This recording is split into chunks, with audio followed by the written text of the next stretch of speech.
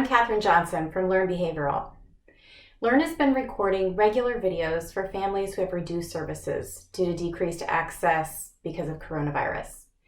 This week, we are talking about video modeling. Video modeling is a fantastic way to teach. The basics are super simple.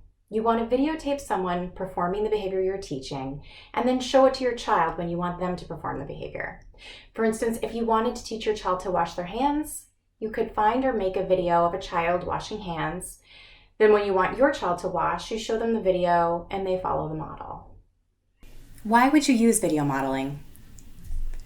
Well, first off, it's cost-effective and convenient. If you have a smartphone or a laptop, you've got all you need to watch or even create your own videos.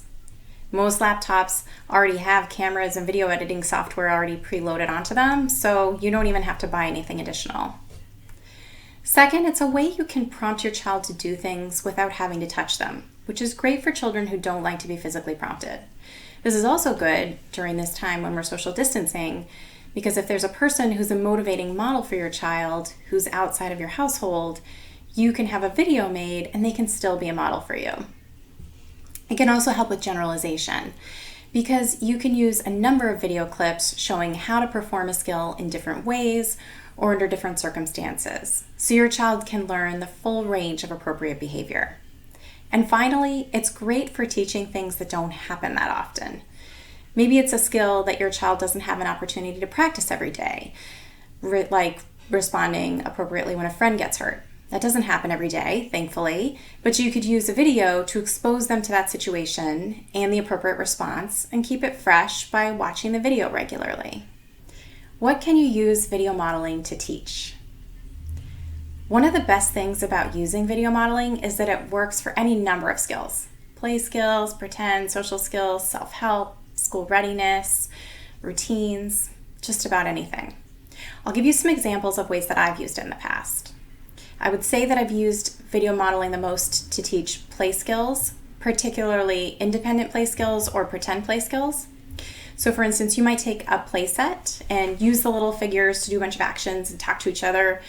And for a kiddo just learning to play with play sets, you would do these really simple, discrete actions. But for kids who are learning to play out scenarios, you do something a little bit more complicated.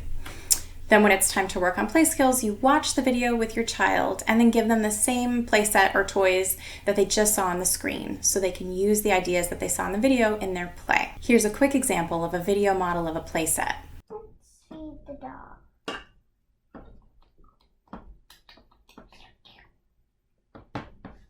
Gonna make some breakfast. So, iron some clothes. Oh, breakfast is ready.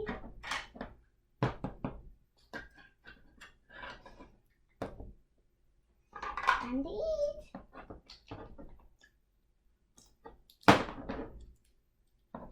Let's put some laundry in.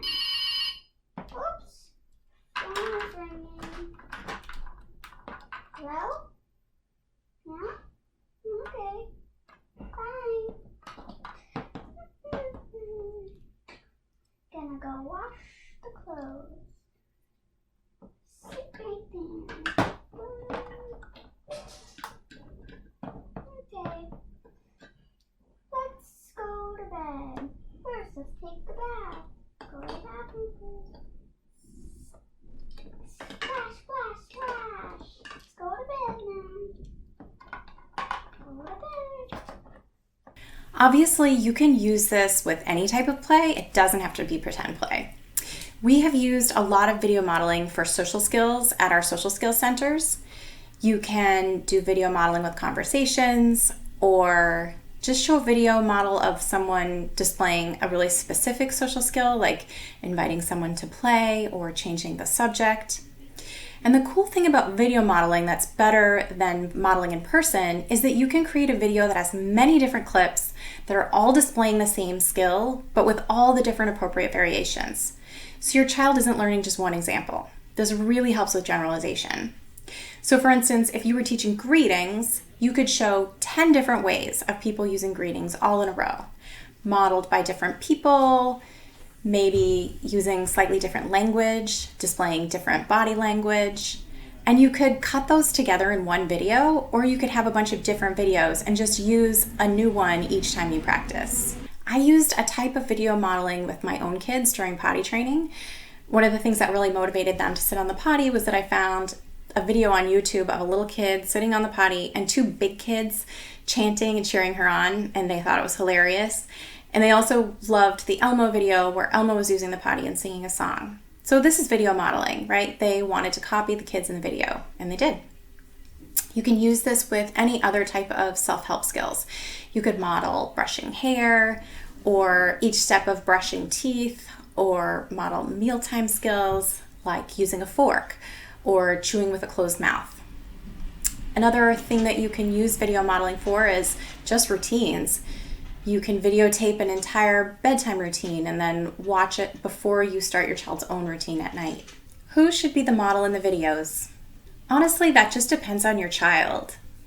Some children will get a huge kick out of seeing themselves on screen, so you can prompt through what you want to see in the video, and if that's motivating for them, that's great. You can even edit out the prompts so that all they see is themselves doing the skill the right way, which can be hugely motivating.